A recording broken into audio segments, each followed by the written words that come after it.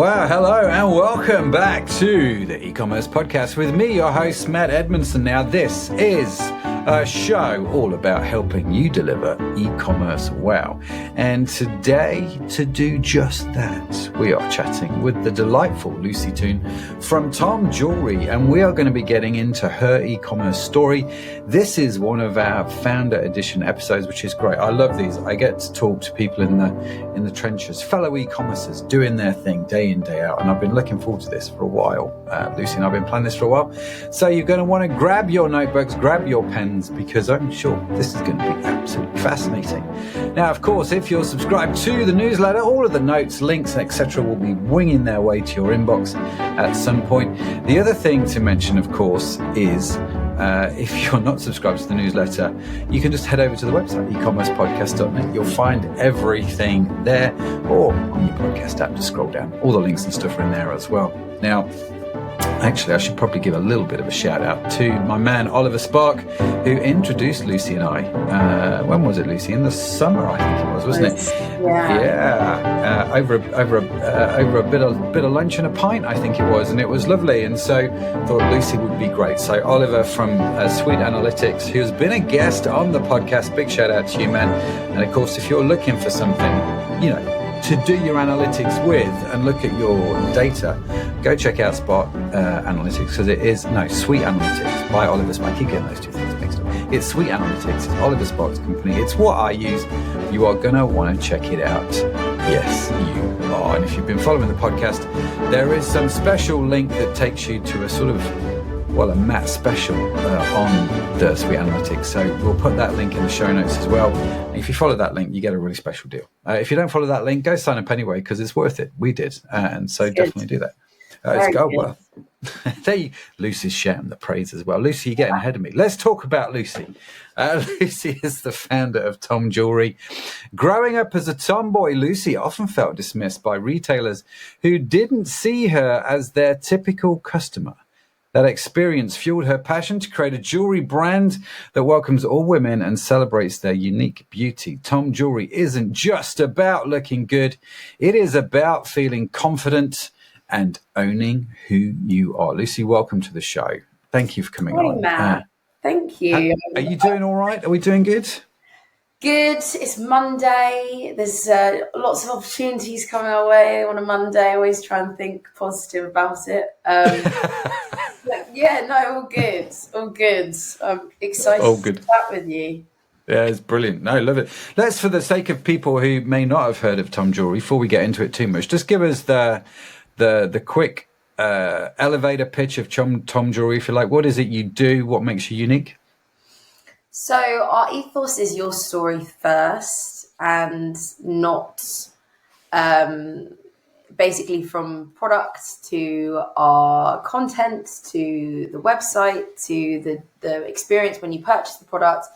We really try to focus on how you feel and making the journey as personalized really as possible, creating products that make your story elevated instead of kind of us creating a campaign or creating a product on the way that we feel. We want it to be an expression of how you feel. So yeah, personalization is probably the most focused thing that we do at Tomm.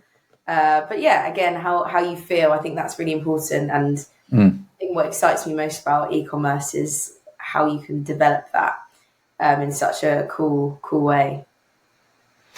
Okay, so this sounds fascinating already. I've got a million questions for you, Lucy. I'm curious, what does that mean on a day-to-day basis? So how do you, because I can hear, and I don't want to be stereotypical, because I think, it's not really that helpful, but for many men, right, listening to you, they will go, what do you mean you focus on how you feel? How do you do that with a website? Mm-hmm. What's your playbook there? So we have got miles to go, and it's something that is very important that we develop. But interesting, you say for men, we have an audience, a male audience, because a lot of our products we're a giftable jewelry brand. So creating products that spark your imagination to go, oh, I can gift this to my wife or my partner or my niece or my daughter. That's an audience that we really, want to capture. And I think from your perspective, as well as, the female audience who want to purchase for themselves, when you go to order something, you want it to be an experience, whether that be for you or for the person you're gifting it to. I hate shopping, so I do. I hate going through shops. My attention span for online shopping is poor. So for me to enjoy it, it's got to be somewhat fun. It's got to be, I want some playfulness to it, and something that we're really wanting to develop, and I think will be probably the focus for 2025, will be making this gifting experience so fun that the male customer only wants to ever purchase from us because it's boring shopping anywhere else. Very good. So I'm in. Just tell me where to go. Because you've got to, as much, and I think that's the thing, is gifting, as much as it is lovely to go, oh, I'm buying this for them because I want them to feel special. You say that because you want to feel good making someone else feel special. It's completely, it's a self-consumed thing, as much as it doesn't think you might think it's not, but it is. That's really interesting. Well, like I say, I'm gonna watch out for it. How you do that in 2025, and I'm curious. Let's start back in. It says here in my research, Lucy, that you started making jewelry when you were 10 years old. Is that correct? Mm-hmm. Yeah. For any specific reason, was somebody in your family doing that? Were you like, just creative? I just want to start making jewelry. Was it a gift or something at Christmas? Yeah, no, it was just a creative thing. I actually have no idea why I started. Well, so my dad, I'm actually sat in his office right now. He made flies for fly fishing.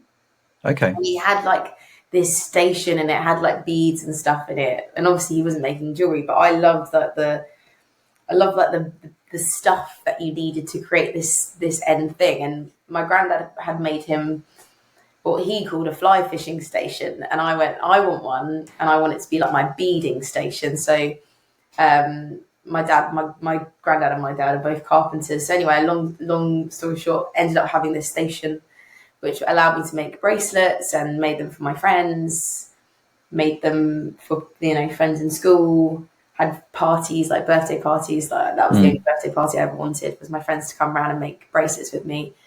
But that was it. There was no other, there was no jewelry background. It probably, was more to do with this ability of creating something, which was unique to me. So when you were growing up then, and you're making the jewelry, is this all you ever wanted to do, or did you sort of stumble into it by accident? Was it a case of last resort? I'm curious, what was the loop? No, I didn't. It didn't continue. Like, I wasn't like 10 years old and then all the way up until 19 starting Tomm. I'd stopped making jewelry. I discovered boys. I ended up going to parties. It was I didn't do it in secondary school, and then started doing it again at end of secondary school. But I always wanted to be an actress. I was always singing, musical theatre. I still love it. Again, it's like that creative, playful, being, whatever you want to do. But just never did it. Never kind of ended up going down that route completely. I always think that I could, if I wanted to do some auditions, I'd go and do some auditions. But jewelry, honestly, was for me a way of being creative, and I could make one product into another, and it was like problem solving. And I'd have people ask me, oh, can you do this with it? And I go, oh, well, let me see. And I think that's what I like. It was a form of expressing something in a way that I had complete control over, unlike, going into acting. You don't really have any control. Yeah, that's true. Very true. to do what you want to do. But yes, that's where it all stemmed from. I have, there's a beautiful young lady in her early 20s that lives in our house. She is one of our lodgers, sort of become like an adopted daughter in many ways. Oh. She's an actress, and she's always going off on auditions. She was in some film the other day, dressed up, and she sent me a video. She was in some kind of costume from, the Victorian era or so. And you look, the way they did the makeup and everything was phenomenal. And I just thought, it took 4 or 5 hours for a 10-minute scene, and you're kind of like, how? I don't get that business, not going to lie. But she loves it, and it really fuels her. So I get the appeal for you. But you started Tomm. Why Tomm? That was another question I had for you. Why Tomm? Tomm, or even Tom? Yeah, there's no no explanation for the extra. I couldn't get the domain name, so and it's worked in my favour. Do you know what? It's nothing to do with tomfoolery. Okay. That's what everyone assumes it is. I didn't know popular rhyming slang. That is not the reason why it is. But, you should probably explain for our American audience tomfoolery. Yeah, tomfoolery is Cockney rhyming slang for jewellery, which I did not know. And the reason why I went for it is I always wanted a brother. Okay. And I've got 2 sisters. So my dad lives in a family with 4 women in the house. So it's quite like a lot of feminine energy. And I grew up more of like a tomboy, more of like a brother. I was like work girl, my dad would call me. I was out with my work gear on, and I'd go fly fishing with my dad, and always kind of was like the protective sister. I wanted a masculine name for my brand, because I think jewelry is perceived to be very feminine. So I kind of wanted the contrast of a feminine and masculine name. Kind of pink is obviously extremely feminine, but with the name Tom, I thought it was a nice contrast. To be honest, 19-year-old Lucy didn't think that much about it, and that was as simple as it was. It was going to be called Ollie, but then I was like, Ollie Jewellery sounds a bit like oily jewellery. It doesn't sound great. Yeah. But yeah, we landed on Tom, and it sits quite nicely now. Tomm Jewellery. That's how Tomm Jewellery was started. Sometimes the best branding and the best naming are just things that come out by accident. I've been in rooms, like I've served, for example, as a board director for a PLC, and I've sat in rooms where there's been £120,000 on the table in terms of just a branding. How do we brand a bar of chocolate? What do we call it? What? And it's cost 120 grand to find out. And you're just like, that's a lot of money. That chocolate's not around today. So you don't have to go and spend an awful lot of money on these things.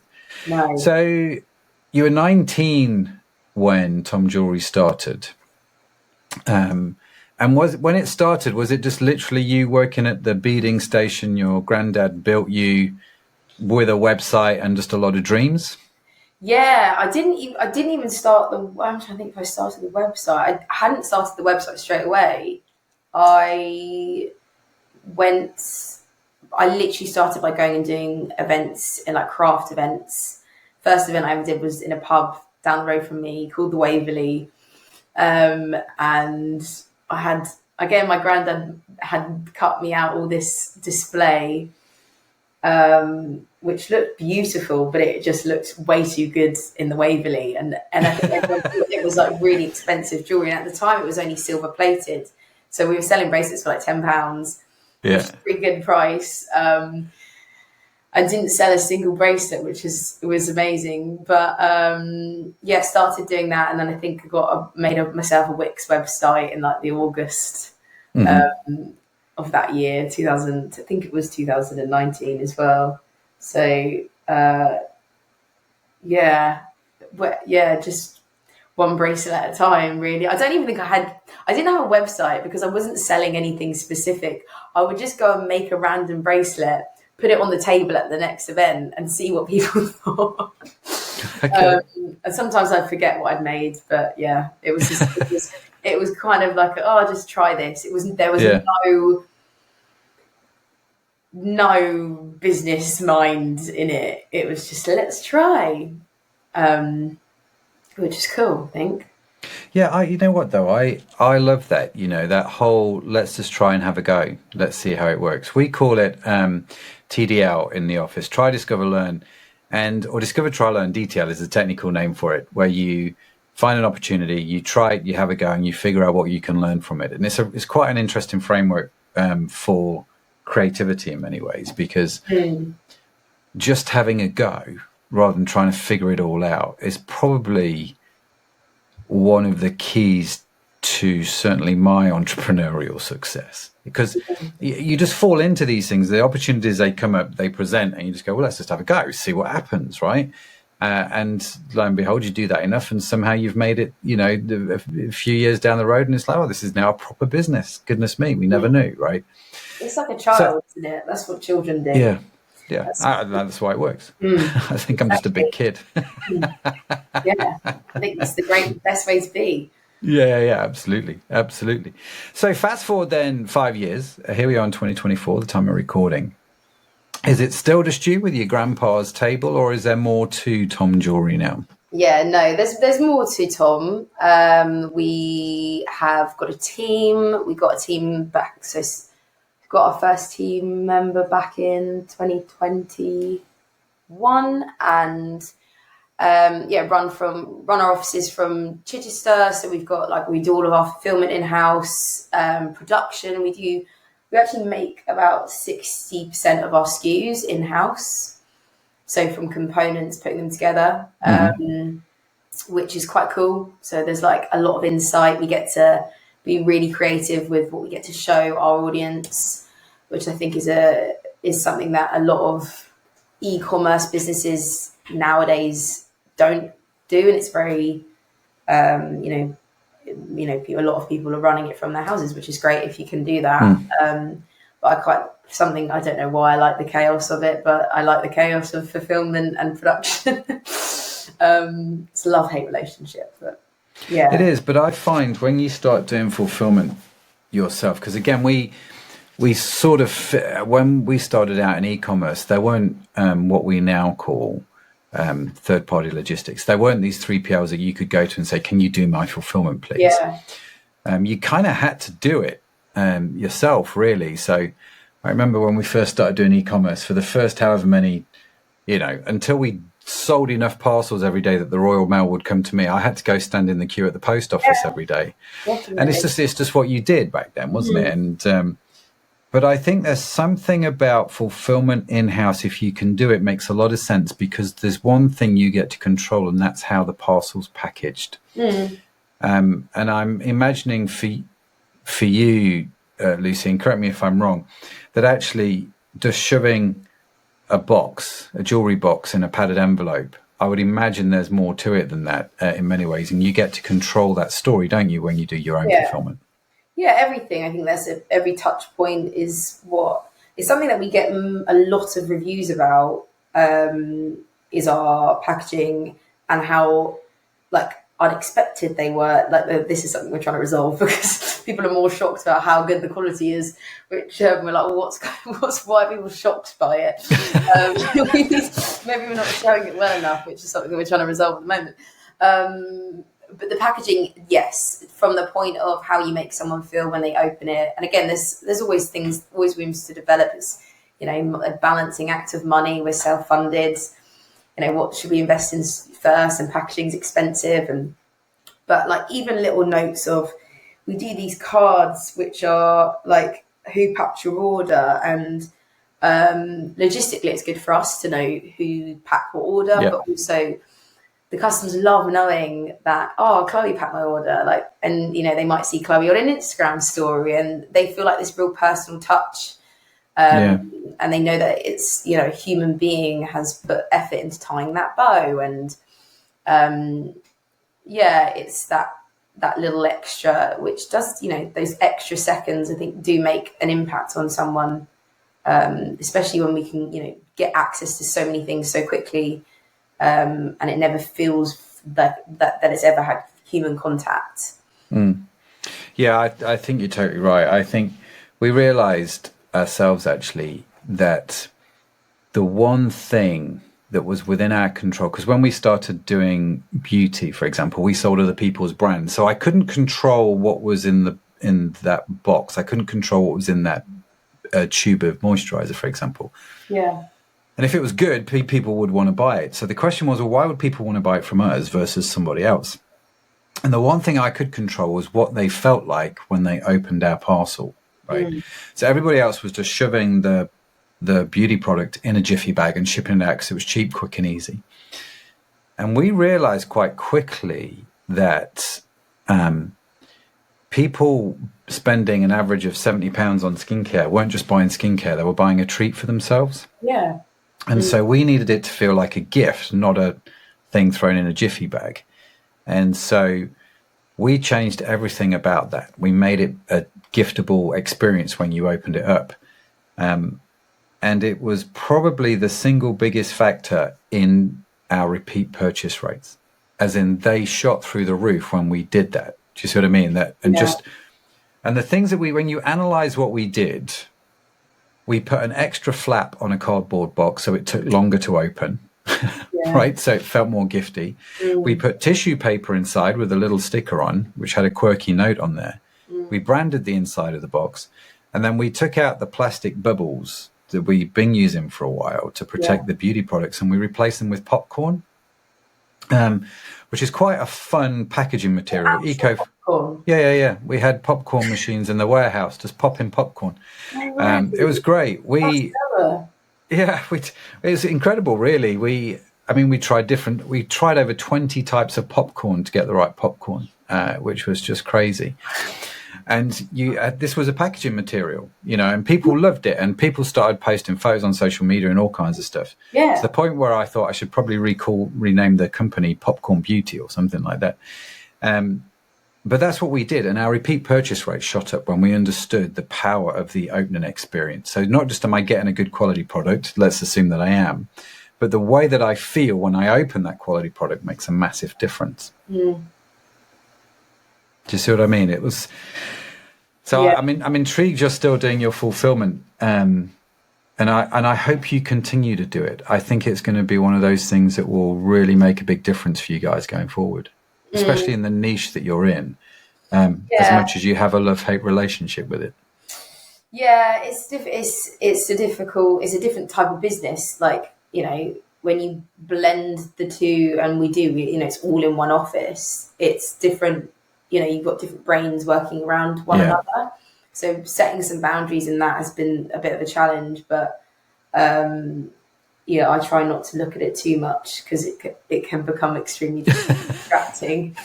I've tried to delegate. I can be a little bit of a control freak, which I didn't realise I was until recent. My sister works for me now, and she's quite honest. So I'm hearing the truths. Which is going down very well. Well, I would imagine. Yes, very well. I'm very black and white, so I there's no time for bullshit. Yeah. Just tell it like it is. Let's get on with it. So, you've built. Obviously, you've got a really great company, and it's working really well. We were talking before we hit the record button. On the front page of your website, on the homepage, you've got a picture of Stacey Solomon, who's a celebrity here in the UK. For those outside of the UK might not know. My wife loves her TV show, the one where she tidies up people's houses. I can't remember what it's called. Neither can I. It's just something. So something like that. Yes, it's a very fascinating show, isn't it? And she's wearing a piece of your jewelry on her wedding. I'm assuming it's her wedding day, with the way that her and her husband are dressed up. It's not everyday attire she's wearing. Let's put it that way. And then obviously you can buy that bracelet. So you've obviously got celebrities using your product and singing your praises.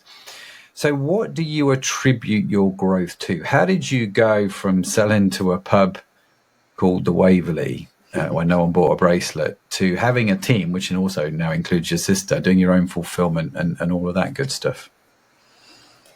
It's a great question. It's a question that we're asking a lot at the moment. Again, I think it comes back to how people purchase, and what feeling you've allowed them to feel for them to give you that investment, which is what it is, whether it be a £5, people that go and buy from Starbucks and spending £6 on a coffee. It's like, there's something you're making them feel for them to give up 6 quid. That's not, I refuse. I literally refuse. I'm not buying Starbucks. I hate it. And I'm like, no, contribute to the community. But people feel there's a reason why they purchase from you. And when it came to the early days, I think a lot of people purchase from us because of me, and without blowing my own trumpet, I was constantly showing up to an audience that at the time didn't exist yet, and I was explaining why I was doing things, the reason why I've designed it like this, what I like, how I would style it, asking for people's opinions, really involving the community around me. At the time, was going to a lot of beauty salons, which made a lot of sense for the audience that we were trying to target. And when it came to the real big thing of growth for us was Stacey, but that only happened because we shouted about it. So she never actually tagged us. It wasn't like a paid collaboration like she has done since with another jewelry brand, a very big jewelry brand. Unlike that, which was a paid collaboration, she worked with us because, she bought from us. So that's the difference. And we shared that story and used social media to kind of, tell the story of why she bought from us, because it's very easy to go, okay, there's a picture of Stacey Solomon wearing a freshwater bracelet that I can hardly see on the picture. It's the front page of the OK magazine. Only I knew that. Anyone else reading the magazine wouldn't have known. But the relevance of why it was so impactful for her to wear this bracelet is a story that we told, and we didn't stop telling for weeks and weeks and weeks over the process of those photos going out, which is what built traction. It's why people discovered us, is because we were like, well, this is why she's wearing it, because the freshwater pearl, historically has this association to weddings, and, the quality of this is perfect fit for this because of its being such a extravagant day. And this is how you're going to feel when you unbox it, because we're going to show you a video of what it looks like when you unbox it. We're going to show you how it looks being made, and that's going to make you feel like this because it's so custom. So I think quite literally oversharing every single detail of the journey of the business, connecting to like-minded people like Stacey, because, I'm sure there's a reason why your wife loves Stacey, and it's probably because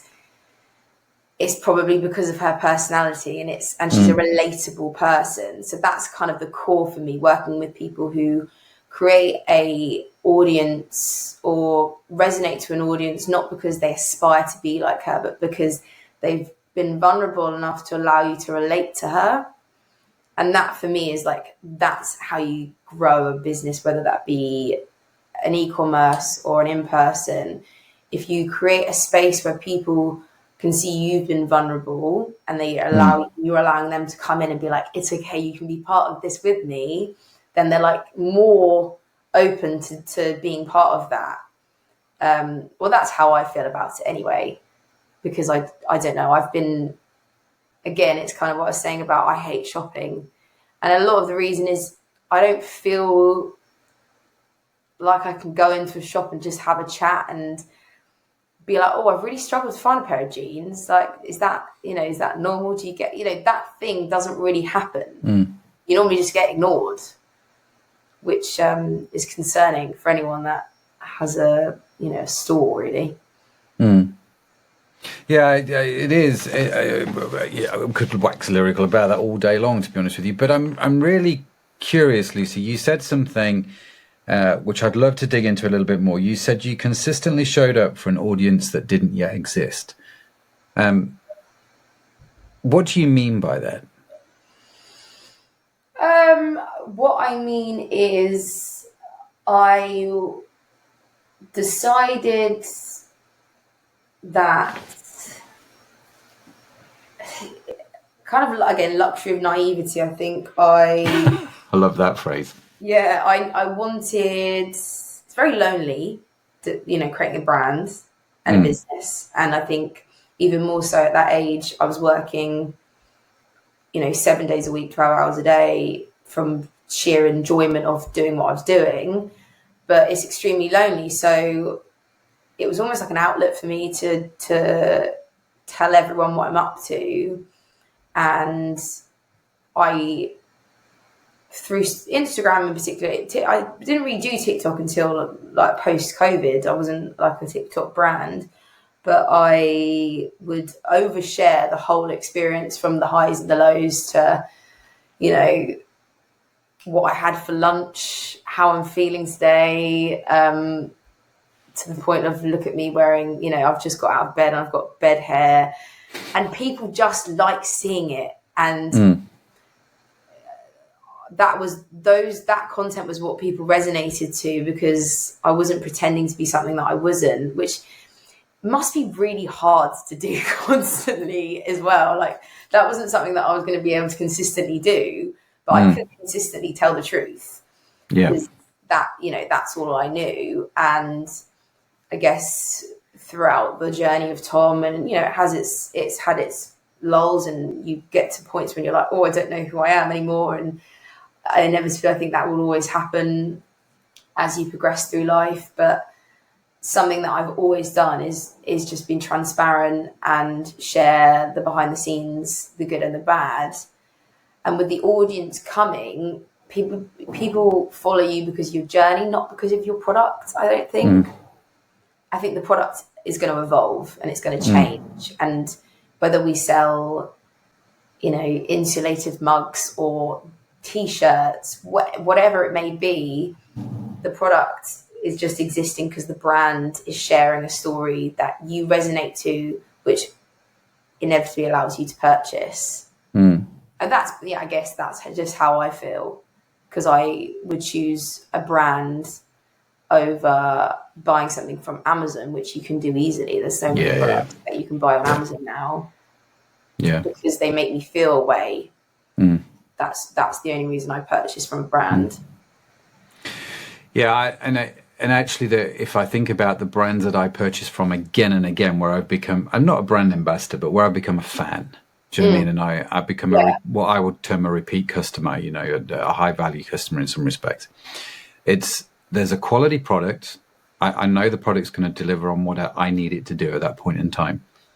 But there's a story behind it, and they've drawn me into that story, and in some cases have drawn me into a community. And I think it's quite remarkable when people can do that. And it's interesting you did it through Instagram. If you were starting today, would you do the same thing again? I think you do all of it. You do both. Like, I'd definitely still do an Instagram. I like both Instagram and TikTok.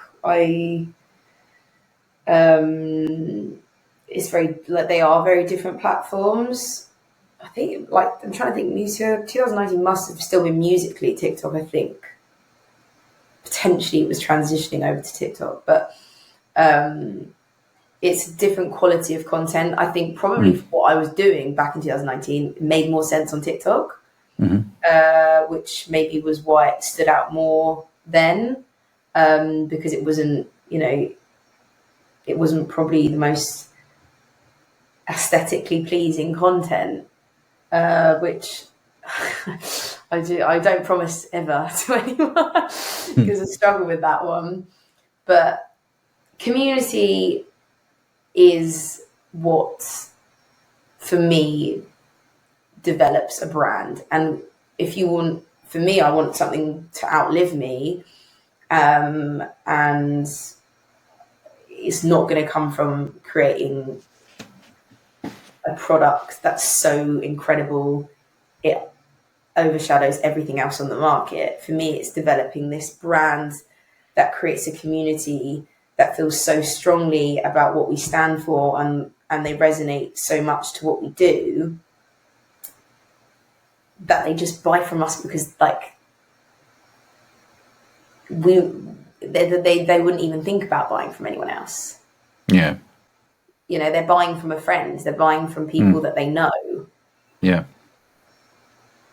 Yeah, that's powerful. That's really good. And it's the secret of many people's success, I think. And I'm curious, you sort of alluded to one or two, Lucy, as you were chatting.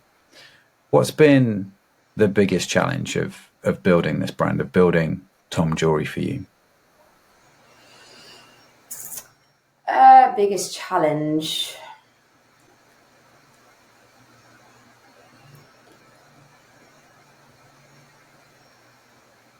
I think the biggest challenge I've faced personally whilst building it is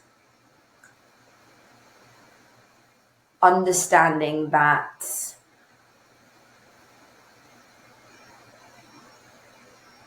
you choose how you make money when you start a business. And so, for example, I don't know, for example, Tomm is an e-commerce business, but I don't see it as an e-commerce business, and I don't want it to fully be e-commerce, but I want it to use online to function. Anyway, that's a long story, but for example, I went down a road like 12 months ago where it became very kind of, you know, make a lot of sales, heavy discounts, sample to every creator on TikTok shop. And it was like this intense, saturated experience and it lacked in any feeling for me, any value from it for me or the brand.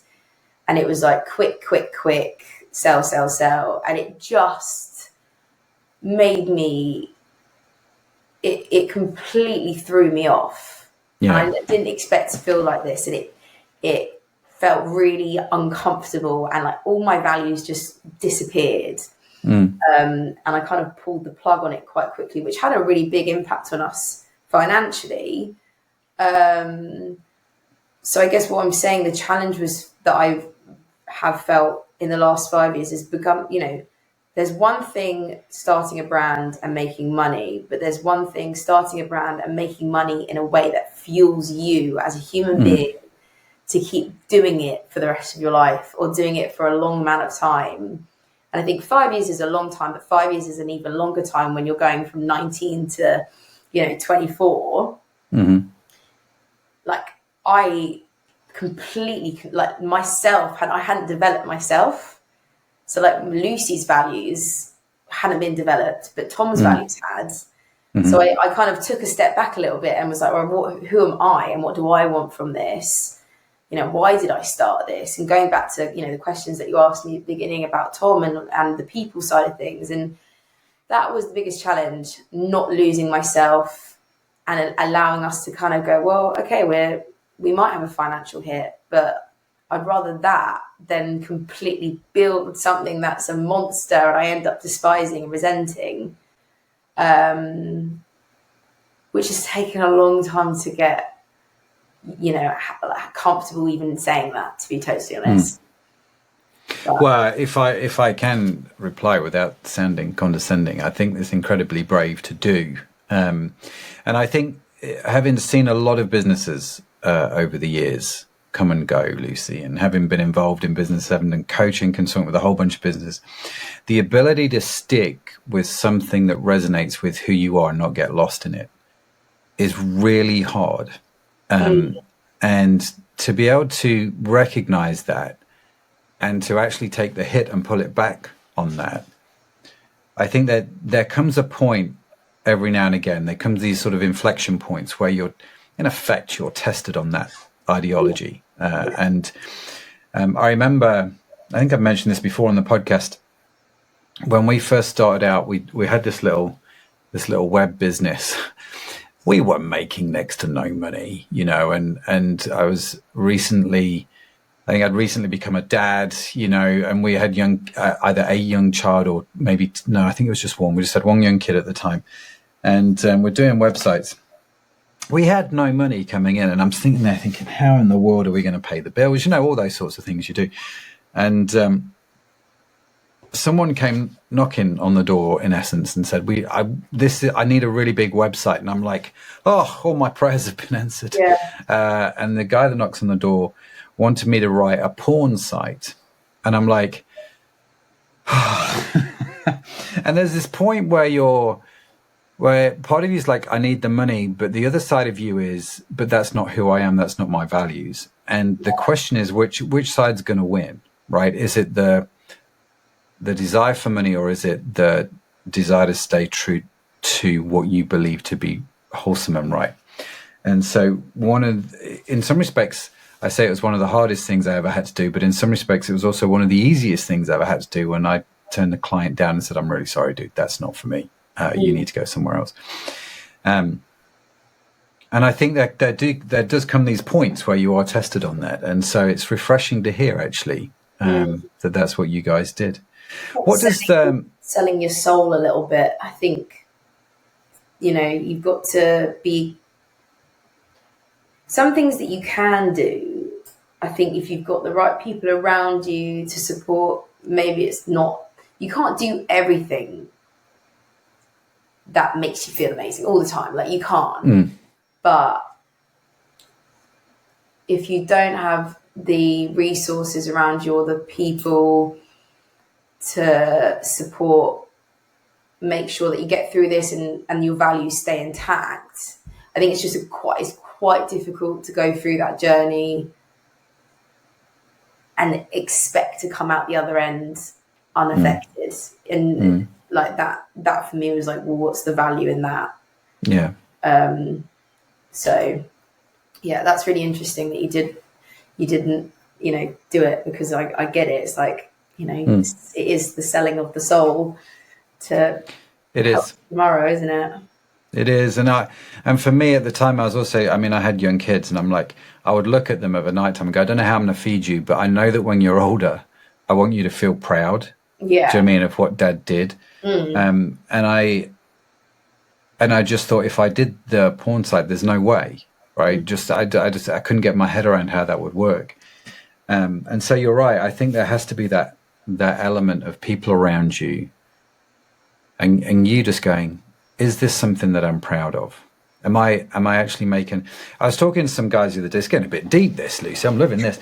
I was talking to some chaps the other day who had made colossal amounts of money and are actually making colossal amounts of money in their business, and just talking about wealth, the democratization of wealth, how wealth is spent, and all that sort of stuff, and how they view it, and how, this one chap, he owned all the supercars and all that sort of stuff. And I'm kind of like, this is really interesting, because there needs to be a further conversation about the responsibility of wealth. You've got this wealth and you can squander it, or you can be responsible with it. And I think those kind of conversations need to happen more and more, if I'm honest with you, especially if the rich divide gets bigger. It's one of those. And I love how you were talking about not buying from Amazon, but, let's go support the community kind of thing. Don't buy from Starbucks, buy from someone local. And I get the arguments both ways. I do. And I think it's good to have that value set. Oh, I buy from Amazon, but I buy from Amazon when, like, say I'm buying a product. So, for example, I just got the girls wanted this hands-free content thing. You wrap it around your neck and it's like, really cool tool. But for me, like, it's not being advertised to me anywhere that they're doing it any better than what Amazon or whatever company from Amazon. There's a lot of businesses, small businesses that Amazon are supporting. But there's this girl, Emma, who she does embroidery, jumpers and like t-shirts and stuff. And I would buy from her over Amazon from getting embroidered, and it would cost probably like 50% more buying from her than Amazon. But the reason I buy from her is because she so deeply cares about the product she makes. She documents every process. She shows you the ups, the downs, you know, the struggles, the highs, her team. I'm just like, it's worth, I know how much love that gets, you know, so again, selfishly, I choose to buy from her because I feel better from spending the money. Yeah, it works both ways, right? That's the whole thing about buying craftsmanship products. I think it does work both ways. What does the future look like? What's the big hope? Fast forward 5 years. When we have another conversation in 5 years? Where's Lucy at? Where's Tom at? To have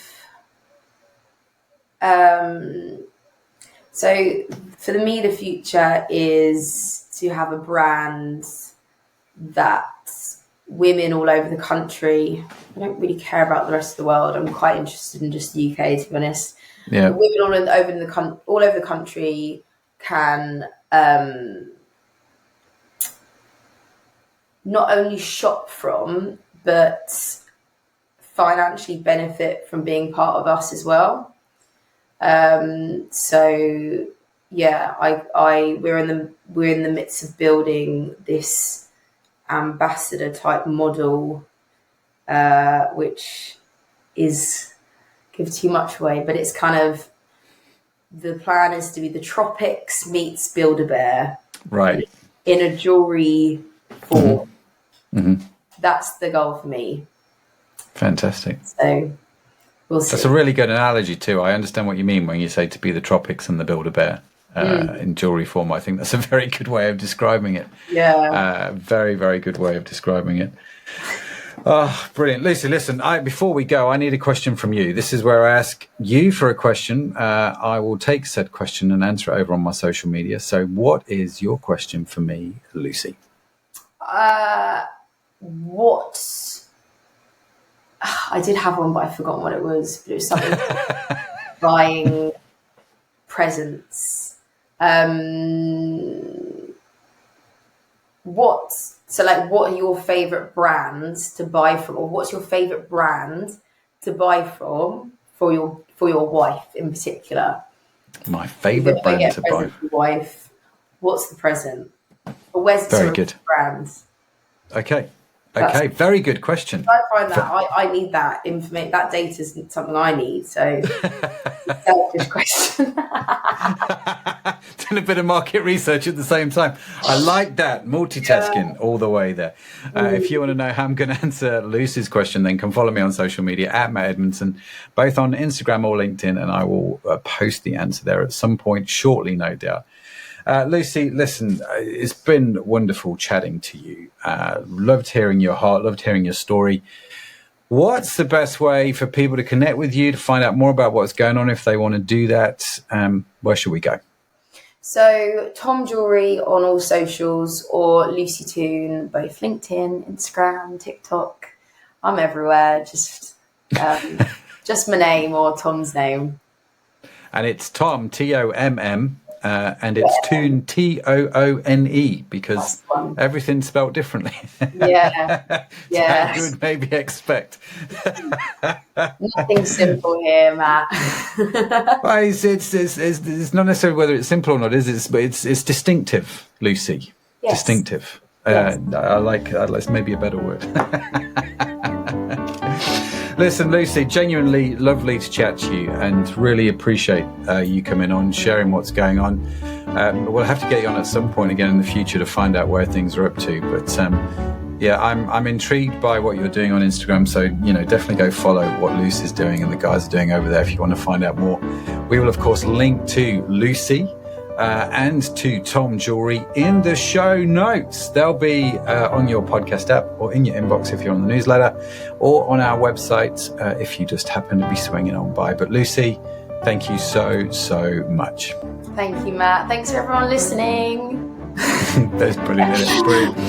What a great conversation. Now, be sure to follow the e-commerce podcast wherever you get your podcasts from, because we've got some more great conversations lined up. I don't want you to miss any of them. And in case no one has told you yet today, let me be the first. You are awesome. Yes, you are. Created awesome. It's just a burden you have to bear. Lucy has to bear it. I have to bear it. You've got to bear it as well. Now, the e-commerce podcast is produced by Podjunction. You can find the entire archive of episodes on your favorite podcast app. The theme music was written by Josh Edmundson. And as I mentioned, if you'd like to read the transcript, the show notes, all of those things, head over to the website ecommercepodcast.net, where incidentally you can also sign up to the newsletter. But that's it from me. That's it from Lucy. Thank you so much for joining us. Have a fantastic week wherever you are in the world. I'll see you next time. Bye for now.